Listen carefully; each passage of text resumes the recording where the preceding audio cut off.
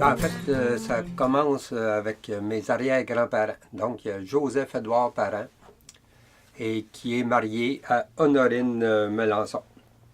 En fait, M. Parent, Joseph-Édouard, il vient de Sainte-Mélanie, dans la Naudière. Et puis en 1884, il est reçu notaire. Puis il marie Mme Honorine Melançon en 86.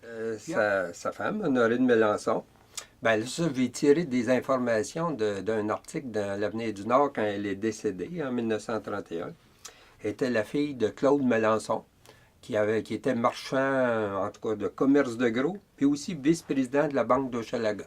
Donc, c'est une banque, on peut dire, régionale de l'époque. Et puis, ce que je comprends de son dernier testament, c'est qu'elle avait reçu de l'argent, en fait, au décès de son père, qui lui était, on peut dire, des fonds qu'elle avait en son nom. Et puis, contrairement probablement à la majorité des couples pour l'époque, eux, ils étaient mariés en séparation de biens. Ben, elle avait quand même, elle disposait, en tout cas, de son autonomie pour gérer ça. Par contre, dans les contrats que j'ai retrouvés, hein, des vieux contrats de 1902, 1905, ben, en fait, le notaire, son mari, doit être présent et l'autoriser à faire la transaction, puis il contresigne aussi le contrat en question. Et c'est le nom de Mme Melançon qu'on voit dans les contrats. Généralement, oui. Même, il y a des contrats ici, mettons, c'est vente par M. Duperreault, Adam Joseph E. Parent. Oui. Semble-t-il qu'il a donné naissance à 14 enfants. Et puis, il y en a 7 enfants qui ont survécu. Dont Lucien. Lucien, lui, c'était la 13e naissance, et puis on peut dire l'avant-dernier des garçons qui ont survécu. Donc, il était 7. Lucien qui s'est marié à Azélia Huot. Oui, Azélia Huot. En fait, on dit Azélia, quand elle a demandé sa pension de vieillesse à 75 ans, on s'est rendu compte qu'elle s'appelait Osalia Huot. Okay. Et puis, en fait, elle avait détesté son prénom toute sa vie, Azélia.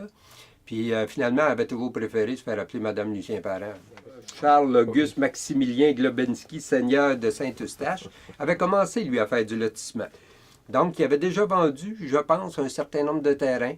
Je ne sais pas s'il y avait des bâtiments dessus. Et puis, mon arrière-grand-mère, Honorine, en 1905, elle a acheté les terrains, j'imagine, sur lesquels il n'y avait pas de bâtiment.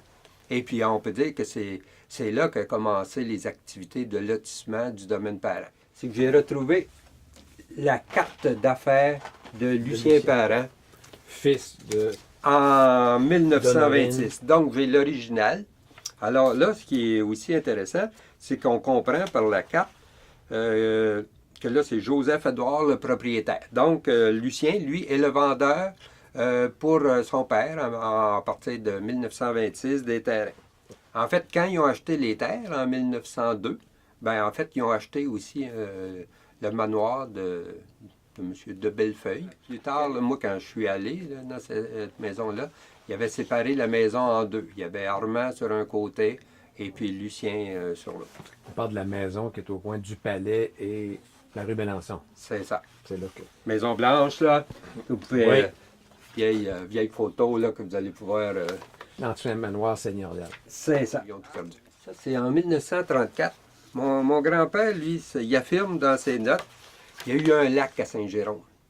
Un lac qui était situé au coin à peu près de la rue Brand, 1er, 2e boulevard. Donc, dans les notes, j'ai trouvé des notes de mon grand-père.